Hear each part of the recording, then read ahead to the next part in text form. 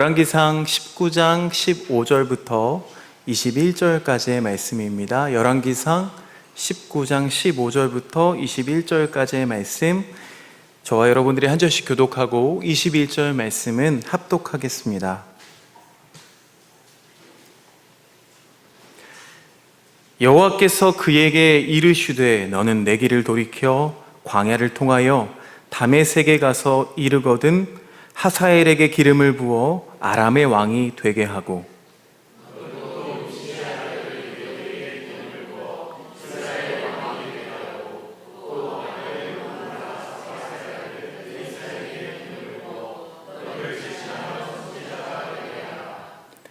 하사엘의 칼을 피하는 자를 예후가 죽일 것이요 예후의 칼을 피하는 자를 엘리사가 죽이리라.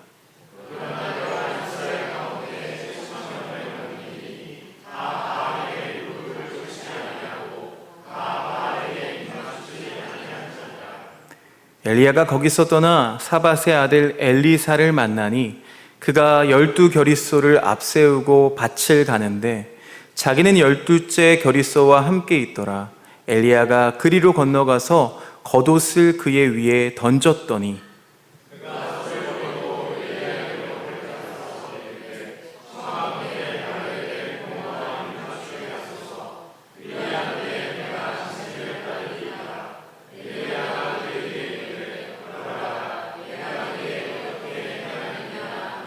함께 합독합니다. 엘리사가 그를 떠나 돌아가서 한 겨릿소를 가져다가 잡고 소의 기구를 불살라 그 고기를 삶아 백성에게 주어 먹게 하고 일어나 엘리야를 따르며 수종 들었더라. 아멘. 실록의 계절, 생명력 넘치는 그 하나님의 은혜가 여러분의 삶과 여러분의 가정 가운데 함께하기를 빕니다. 간단한 게임으로 한번 말씀을 시작해 볼까요? 먼저 제가 속담입니다. 한 문장을 얘기하면 뒤에 따라 붙는 내용이 무엇인지를 여러분이 대답해 주시면 되겠습니다. 일찍 일어난 새가 벌레를 잡는다. 네. 우리 좀 젊은 세대한테 제가 이 문제를 다시 한번 내면 대답이 달라집니다. 우리 인정자매가 혹시 알지 모르겠는데, 자, 일찍 일어난 새가 피곤하다. 네.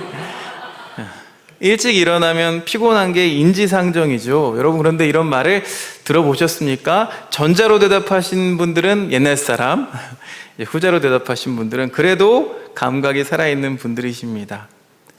이런 말도 들어보셨나요? 될 놈 될 놈은 되고 안 되는 놈은 안 된다 라는 사고방식이 지배하는 세상을 우리가 살아가고 있습니다. 그런데 그리스도인들은 이런 세상의 사고방식을 뒤집는 사람들이죠. 그래서 적당히 대충 살아라 라고 하는 것이 세상의 방식인 것을 끝까지 저항하는 사람들이 바로 그리스도인들이어야 할 것입니다.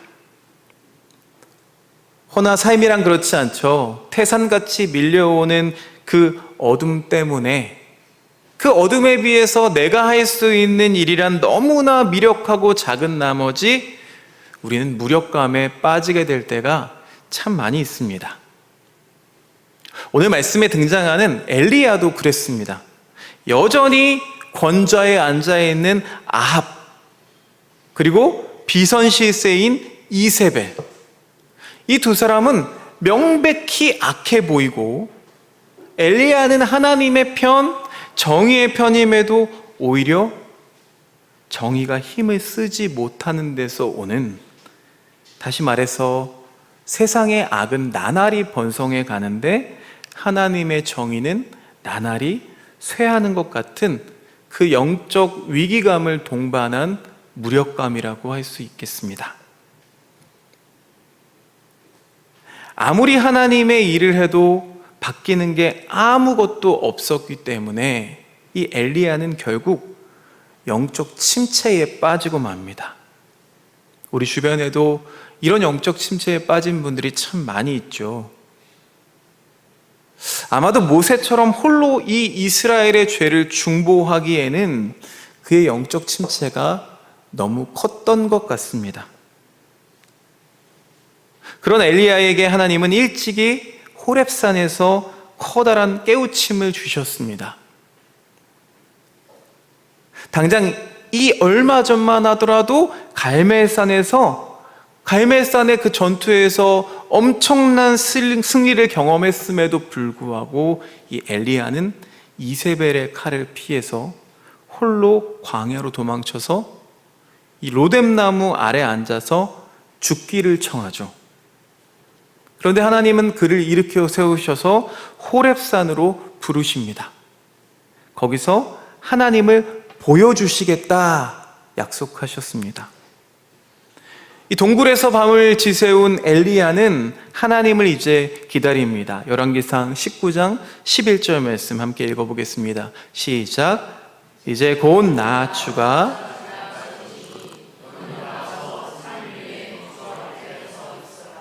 이제 내가 곧 지나갈 것이다. 너는 산 위에 주 앞에 서 있어라. 크고 강한 바람이 산을 쪼개고 또 바위를 부숩니다. 그럼 그 속에 주님이 계신가 하고 봤더니 안 계십니다. 바람이 지나가고 이제 지진이 일어났습니다. 이 큰 자연현상 속에 하나님이 계신가 하고 보니 또 안 계십니다. 지진이 지나가고 불이 났지만 그 불 속에도 주님은 계시지 않았습니다. 그런데 불길이 잦아든 무렵 들릴 듯 말 듯 부드럽고 조용한 소리가 어딘가에서 들려옵니다. 옛 성경에서는 이 부분을 세미한 소리라고 옮겼습니다. 그러니까 주의를 기울이지 않으면 그냥 무시할 만한 작은 소리를 뜻하죠. 그런데 놀랍게도 주님은 거기에 계셨습니다. 자, 이 일로 인하여서 엘리야는 자기의 사역을 돌이켜 보았을 겁니다. 엘리야는 이른바 예언자계의 레전드로 불릴 인물이죠. 오죽하면은 세례 요한이 엘리야 코스프레를 했겠습니까? 오죽하면 예수님을 보고 사람들이 엘리야가 환생했다 라고 말했겠습니까? 오죽하면 또 변화산 위에서 베드로가 모세와 나란히 모세와 동급으로 이 엘리야의 이름을 호명했겠습니까? 엘리야의 사역을 보면 과연 그럴만했습니다. 갈멜산 전투를 한번 떠올려 보겠습니다.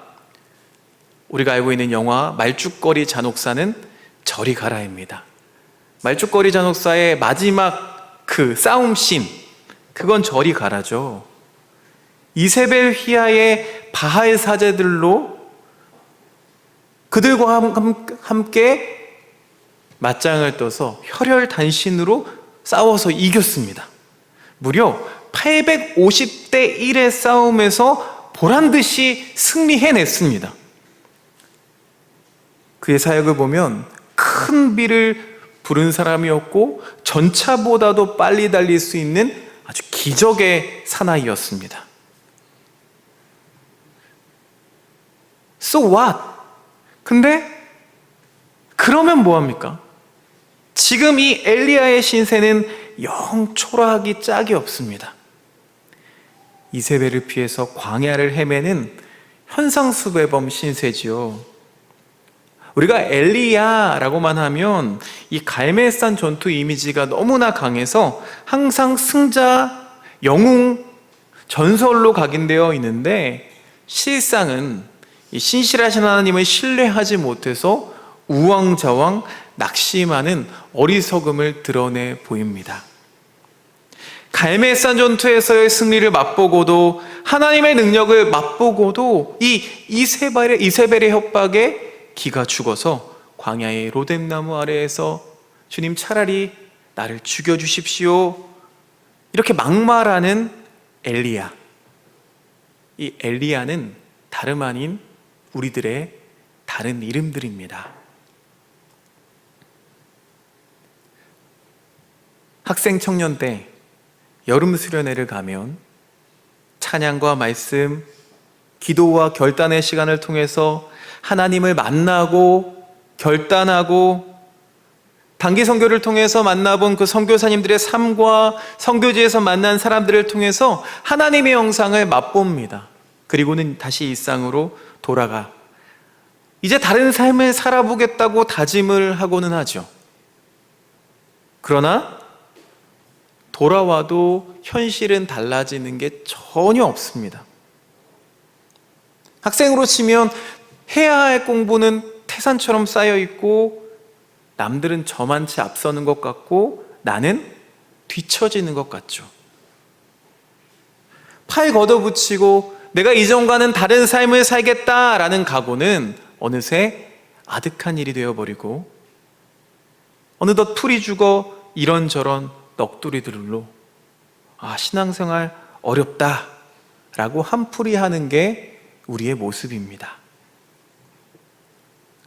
그런 우리를, 그런 엘리야를 하나님은 깨우시죠.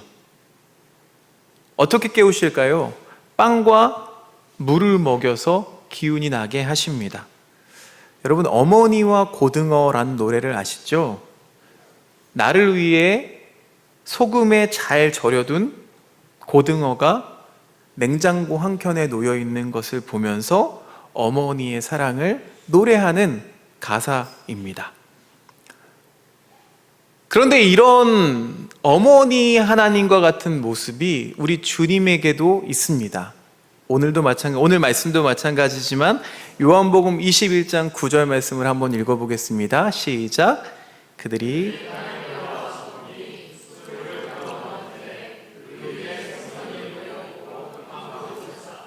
아멘. 자, 이 장면은 베드로와 제자들을 위해서 생선구이 밥상을 차리시는 예수님이 드러나는 대목입니다. 불도 피우시고요, 생선도 구우시고 또 빵도 만드셨습니다. 때론 영적 침체에 빠진 우리 가족이나 또 이웃에게 다시 힘을 주는 건요, 100마디 말보다 차라리 잘 차린 밥상이 힘을 발휘할 때가 있습니다. 그런 분들이 혹시 주변에 계시다면 오늘 따뜻한 밥상 한 끼 대접하는 저와 여러분들 되시길 바랍니다. 이렇게 영적 침체에 빠져있던 엘리야, 그런 엘리야를 하나님은 다시 일으켜 세우시고 또 어떻게 교육하실까요? 하나님은 엘리야에게 보여주신 거예요. 크다, 작다라는 판단이 도대체 누구의 기준이냐는 거예요. 반드시 눈에 확 띄는 업적이 아니어도 괜찮다는 말입니다.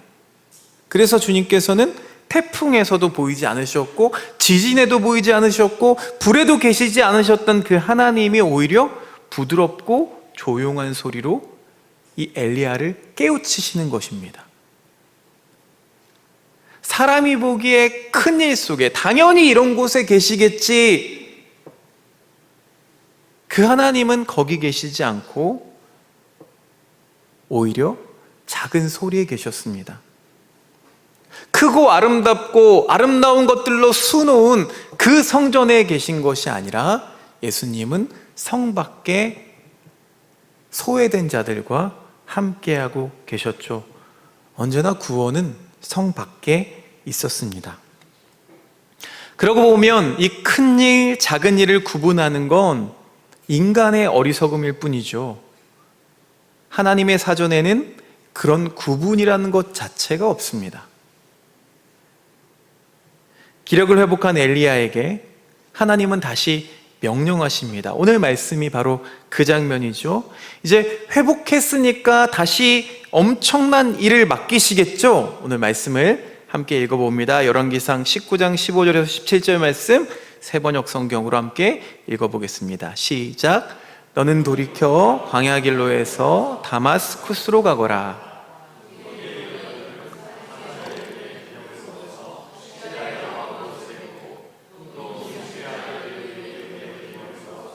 이스라엘의 왕으로 세워라.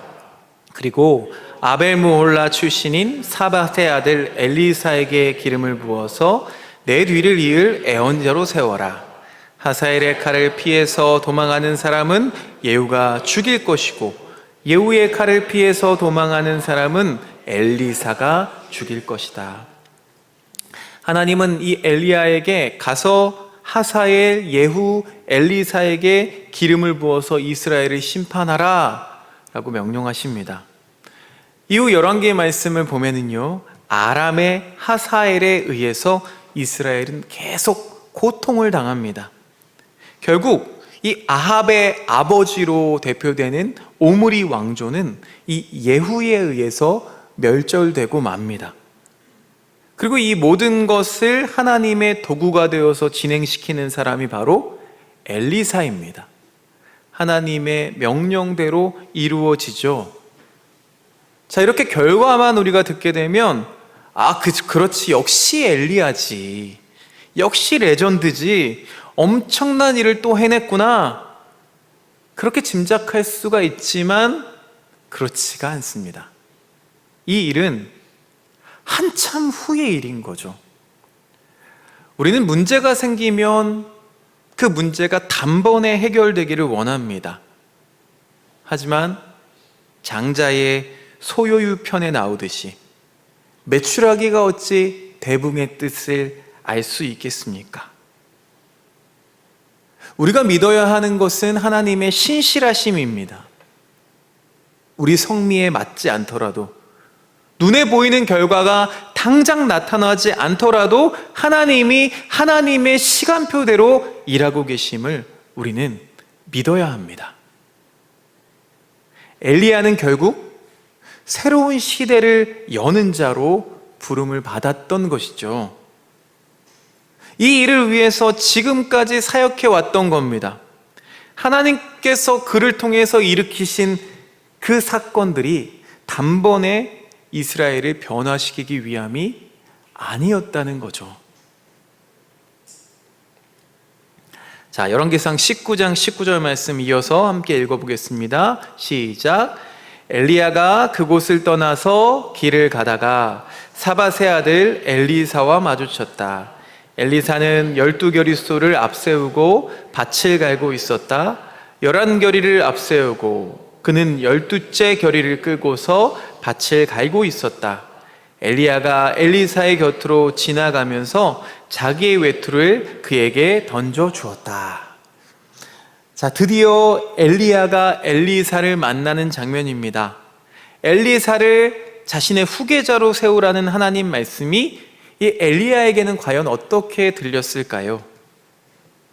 여러분, 성경을 보면은요, 사람을 소개할 때 특징들이 나타납니다. 그런데 엘리야는 참 볼품없는 사람이었다는 것을 우리가 유추해 볼 수 있습니다. 열왕기상 17장 1절 말씀 보니까요, 길르앗의 디셉에 사는 디셉 사람 엘리야라고 표현하고 있는데요. 자, 이 표현을 보면은 디셉 사람, 내세울 부모가 변변치 않기 때문에 부모의 이름이 거론되지가 않습니다. 자, 반면에 오늘 말씀 보니까 엘리사는 어떻게 표현되고 있나요? 사밧의 아들 엘리사라고 표현됩니다. 그러니까 이 엘리사는 아버지를 내세울 수가 있었다는 거죠. 그러니까 사회적 백이 든든한 사람이었습니다. 게다가 오늘 말씀 보니까 12겨릿소면요 몇 마리냐면 24마리입니다. 소가 24마리. 경제적 자본도 아주 두둑한 사람이었습니다. 그러다 보니까 이 엘리야에게는 비교의식이 있었을 수도 있었겠죠. 그래서 친절하게 엘리사야, 나를 따라오너라, 이렇게 말하지 않고 외투를 슬쩍 던져주면서 그를 떠본 것이 아닐까 하는 생각이 듭니다. 그런데 엘리사의 반응이 예상과는 다릅니다. 소를 버려두고 달려옵니다. 게다가 아주 예의도 바르죠. 학창시절에 예의 바른 친구들은 쓰레기를 주울 때 걸려요. 저 같은 사람들은 쓰레기를 버릴 때 선생님한테 걸리는데 쓰레기를 줍다가 걸리게 되죠. 부모님한테 예의 바르게 작별 인사를 드린 후에 선생님을 따르겠다고 합니다. 근데 엘리야가 거기에 또 아주 매정하게 이렇게 대답합니다. 열왕기상 19장 20절 하반절 말씀 읽어보겠습니다. 시작. 돌아가거라. 아주 시크하죠. 엘리야의 생각에는 저런 부족함 없이 자란 친구가 뭐하러 나같이 이 볼품없는 예언자의 후계자가 되겠나, 이런 자괴감이 들었을지도 모르겠습니다. 그런데 엘리사의 면면을 보면 참 준비된 예언자임이 분명해 보입니다. 엘리사가 어떻게 했는지 함께 읽어보겠습니다. 21절 말씀 시작. 엘리사는 엘리야를 떠나 돌아가서 겨릿소를 잡고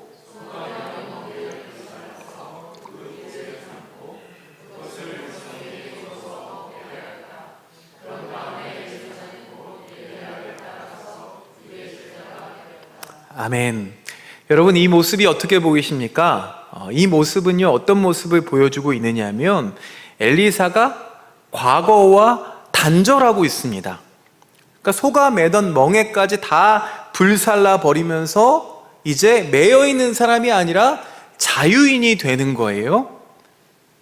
이제 바알 종교와 한판 승부를 벌일 채비를 단단히 갖춘 것입니다. 오늘 주보에도 제가 사면에 글을 하나 옮겨놨는데, 여러분, 우리는 싸우기 위해서 뭔가를 덧입습니다. 더 많은 것을 장착하고 더 많은 무기를 가져야 싸움에서 이긴다고 생각할지 모르겠지만, 사실 하나님과 싸운다는 것은 그 모든 것을 벗어버리는 겁니다. 내가 의지하고 있던 모든 것들을 다 벗어버리는 거죠. 그렇게 바알 종교와 한판 승부를 벌일 채비를 단단히 갖춘 엘리사입니다. 또 실제로 하사엘과 예후에게 기름을 부으라는 사명은 하나님께서 엘리야에게 주셨지만 실제로 그 일을 한 것은 엘리사였습니다. 그러니 어쩌면 이 엘리야에게 있어서 엘리사를 만나서 자기 후계자로 삼은 이 일은 그가 한 일 중에서 가장 평범하고 작은 일일지 모르겠지만, 이 일 후에 엘리사는 엘리야가 하지 못했던 큰 일을 행하게 되죠. 엘리야에게 있어서 가장 큰 일은 바로 이 엘리사를 세운 일일지도 모르겠습니다.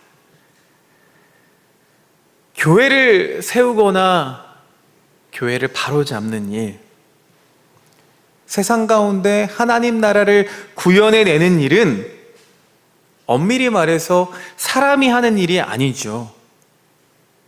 하나님께서 하시는 일입니다. 우리는 그저 쓰임받을 뿐입니다. 엘리야는 자기 자신이 최선을 다해도 변화가 일어나지 않는다고 탄식하지만, 하나님은 이후에 더 큰 일을 준비하고 계셨습니다. 그러니 엘리야는 그저 지금 자기 임무에 최선을 다하기만 하면 되었습니다. 하나님은 엘리야의 사표를 수리하지 않으십니다. 우리가 너무 고통스러워서 죽고 싶은 순간에도 스스로 목숨을 끊으면 안 되는 이유가 바로 여기에 있습니다. 영화 여인의 향기에서처럼 음악이 계속되는 한 설령 발이 엉키더라도 우리의 춤은 계속되어야 합니다.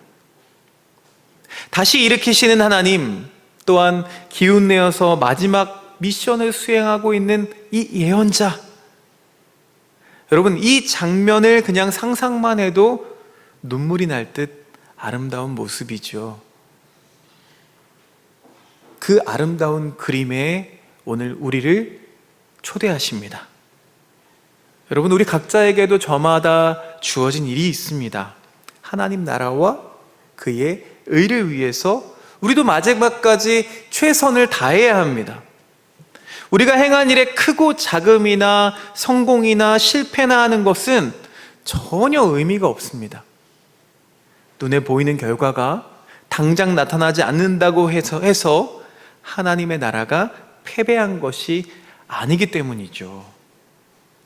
하나님은 지금 이 순간에도 그 나라를 이뤄가고 계십니다. 믿으십니까? 주님을 따른다는 헬라어 아콜루데오라는 말이 있습니다. 이것은 함께하는 것, 본받는 것입니다. 주님을 따르는 우리에게 지금 필요한 것은 내 믿음을, 내 확신을 절대화하거나 입으로만 떠들고 무언가를 해내려고 부산을 떠는 게 아닙니다. 우리를 당신을 향한 발걸음으로 한 걸음 앞으로 불러주시는 그 주님의 말씀을 붙잡고 살아가는 것뿐이죠. 손에 쟁기를 잡은 사람은 제 앞에 놓여진 앞만 바라봐야 합니다. 지나온 길을 뒤돌아보는 것으로는 자기 인생의 길을 바르게 할 수 없기 때문입니다. 오직 나아갈 걸음을 우리의 목적지이신 주님께 조율할 때에 후회 없는 참된 생명의 길을 걸어갈 수가 있습니다. 여러분, 좌로나 우로나 치우침 없이 말씀이신 예수 그리스도를 앞세우며 그것을 바라보며 살아갑시다. 혹시 쓰러졌다면 일어섭시다. 주님께서 우리를 부르시는 그 조용하고 부드러운 목소리를 들으시고 일어섭시다. 멈추었다면 나아갑시다. 속도는 하나도 중요하지 않습니다. 얼마나 왔느냐도 중요하지 않습니다.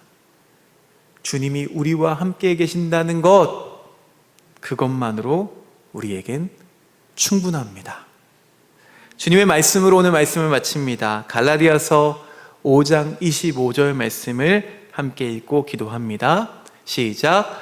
우리가 성령으로 삶을 얻었으니 우리는 성령이 인도해 주심을 따라 살아갑시다. 아멘. 함께 기도하겠습니다. 사랑의 주님, 참 감사합니다. 오늘 우리를 조용하게 부드럽게 부르시는 그 음성에 귀 기울이게 하시옵소서. 세상의 목소리는 부드러운 주님의 음성을 듣지 못하게 우리를 방해합니다. 집중하지 못하게 합니다. 그러나 주님은 오늘 주일 우리를 부르셔서 우리와 함께하자, 나와 함께하자, 나와 동행하자 말씀하십니다. 어떤 것보다도, 내가 큰 일을 행하는 그것보다도 주님과 함께 동행하며 나에게 주어진 일에 충성할 때에 하나님은 머지않아 하나님의 때에 하나님의 놀라운 역사를 경험하게 하실 줄로 믿습니다. 하나님의 신실하심을 믿으며 걸어가는 한 사람 한 사람 되게 하여 주시옵소서. 예수 그리스도의 이름으로 기도드리옵나이다. 아멘.